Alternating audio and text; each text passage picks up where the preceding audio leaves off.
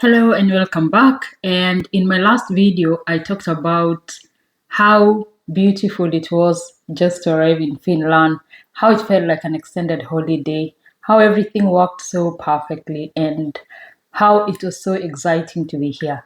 But in this video, I'm going to share about when that joy and excitement fades off, what happens after that. So after the excitement fades off, you start now to kind of learn the normal day-to-day activities that you do, and that is the hardest part because then you want to be independent, you want to be able to do things by yourself, but then you realize that the skills and your inner being feels like you're not ready for that, or I mean, you just don't know how. So that is the hardest part, and it kind of tests your reason why, in the first place, you traveled abroad. So if you're settling abroad as either for work or for school or for whatever reason, it's not like holiday. Holiday is just for a short time. You want to see this place, you want to experience this and this. But if you're moving abroad for a longer period of time, then comes the fact that, okay, now I'm here. How am I able to do this and this? How can I get help to do this and this? So it kind of tests your reason why you moved abroad in the first place. So if your reason was not very, uh, like if you didn't have the inner conviction, enough conviction of the reason why you moved abroad, then that is the time that you feel like your patience, your soul and heart is being tested. So that's when most people really like find it the hardest settling in a foreign country. So I will share my story, how it was like for me, and yeah, listen up. Thank you. And at this stage, even the simplest of the things start to feel very difficult and start to feel really annoying. And even the smallest of the things, like getting around the city. Uh, I live in a very small city, so you'd be surprised like how someone can get even lost in their own small city. And because we were walking to school, and it was around 45 minutes walk walk to school. Walk to school, and yeah, you have to use Google Maps all the time, and sometimes you actually end up in the wrong place, and you're wondering, how do I get around? And of course, uh, the usual thing is to call your student friends and ask like, yeah, I am lost, but where are you? I don't even know where I am. So it's uh, really like only the person who has experienced can really like, yeah, can tell you. And one of my friends was going to school one time, and she actually went in the wrong direction, 45 minutes in a different direction. And when she realized that there is no sight of the school, and every time she checked on the Google Maps, it was showing like she was really far away. And now she had to ask, and it's so difficult to ask because first of all, the language. How do you tell? And of course, most Finnish people speak and understand English, but sometimes you might find someone who is not understanding. So you're stuck there and saying school. I'm going to school. Okay, which school? Yeah, college. What is the name? And things like that. So like getting even the help is a problem. So but somehow she got a ride back to school. But I can imagine how challenging that was because first of all, you're going to be late for school, and lateness is actually not like acceptable in Finland. So you're lost, you're late for school, you're cold. First of all, you're trying to use Google Maps, and the hands are frozen. You don't have enough clothes, or you don't have the right clothes because in the beginning it's difficult, or it was difficult for us to find the right clothes for the cold season. So yeah, that was really like a challenge. Another thing is like making friends. It's almost impossible to make friends, especially with the locals. And I think I can attribute that to the language barrier, and also like the culture in Finland is that people are a bit shy to talk to strangers unless you're, even when you're in a restaurant for, let's say, for eating, or yeah, basically for eating or having dinner or lunch, or whatever. It's very difficult to talk to someone, because usually people just go to eat and they're heading somewhere immediately after that, so they don't have the time for small talk. Even saying hi, it's a bit, only to the cashier you can say hi, but you notice that you just cannot say hi to everyone from the streets or from restaurant, or from bus stop or anywhere. Everybody minds their own business and you're left there alone, like, oh, what do I do? Yeah. And so making friends was a bit of a challenge, like in the beginning, because of the language and because of the culture around here. And another challenge was like the language.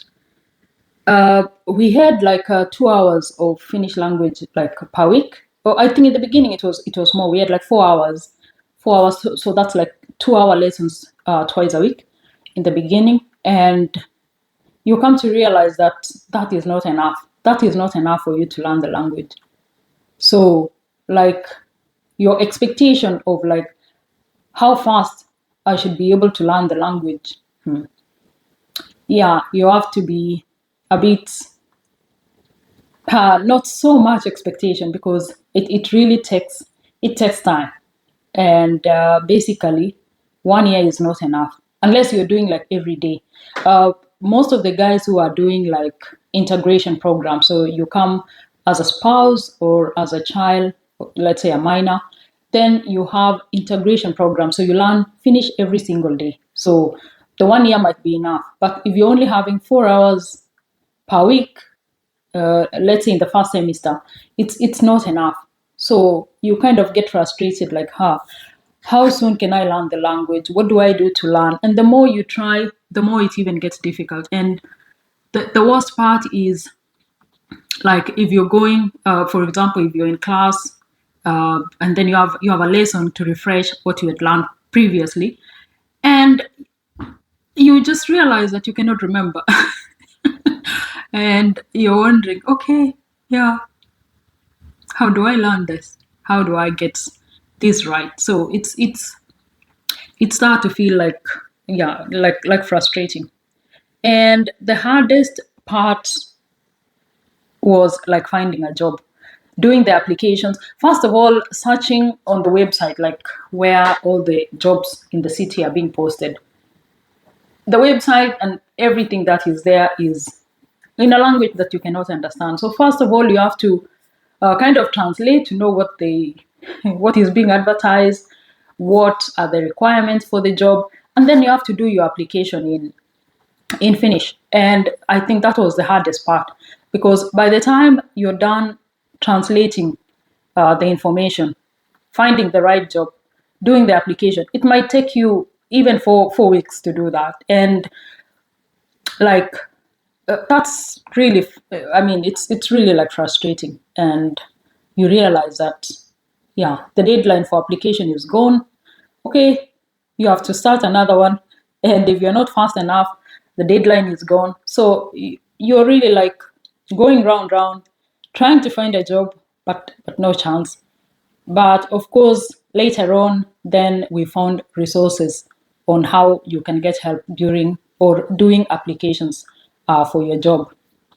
And another thing is the finances. Finding a job and managing your finances is something else. So first of all, like I said in my previous video, that when I moved here, I had kind of some savings, but then you realize that the savings, because of the exchange rate, and also like the expenses, the cost of living, life of cost, cost of living in Finland is higher than in Kenya. So you notice that the money is going so fast. You feel like soon you're out of money, you don't have a job, you have people depending on you back at home, and you notice that, I have to find a job. Otherwise, soon you're not able to pay your rent and things like that.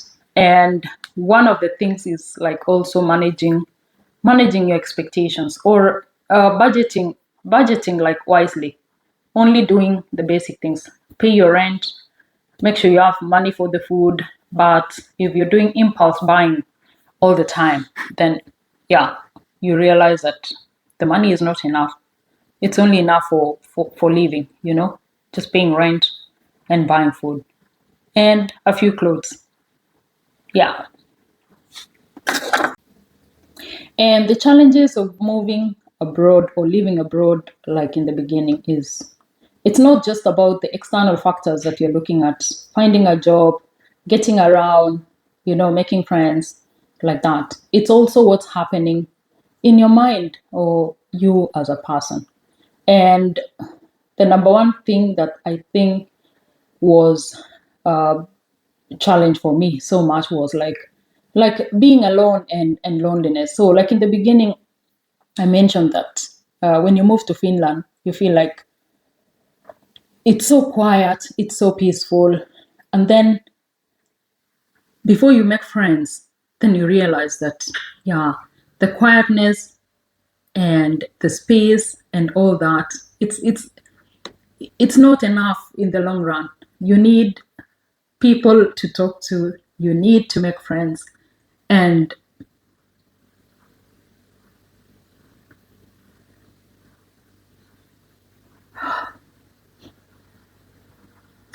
that's when you realize that the culture of being with other people, I mean, you start to miss that culture. You start to miss being around people, not doing anything, but just sitting, maybe making some meal, or just being there. But you can imagine, this is many years back, but it gets me emotional talking about it. So you come from school, you're sitting alone in the bed, small computer, trying to watch something, and the internet is very slow, first of all, and you're there alone, maybe nobody to talk to. So it kind of gets lonely. So I think loneliness was like the number one thing that really people have to find a way to overcome, because I think it's the thing that eats you inside, and you feel like you have no energy to do anything. It's cold outside. I have no one to talk to. So it's it's the battles that are inside of you are more, or from within, are more worse than the external ones, like that. So I think I have to stop with that because it gets me really emotional. And maybe the second point that I would share about like the battles that you're going through inside is like managing your expectations. And in most cases, when you try to find information about moving to a different country, people, I mean, people paint a picture that when you go to a different country, there's a job waiting for you, there are friends waiting for you, there's money waiting for you, that when you just land there, things will just like go smoothly. But needless to say that, like for me, it took me at least 1 year to get a job, 1 year to feel like I am starting to settle down. So managing that expectation, because people say, if you move to Finland within 2 months, you're able to buy a car, you start saving money to buy a home or buy a house. Like those are really like expectations that it's impossible. or at least for me, it was like impossible. So like managing that expectation of like having the patience to wait and get things done, because it really takes time. So, and I think the biggest of the problems is when people are calling from back home, your friends, and they're asking, what car are you driving nowadays? Do you have a house?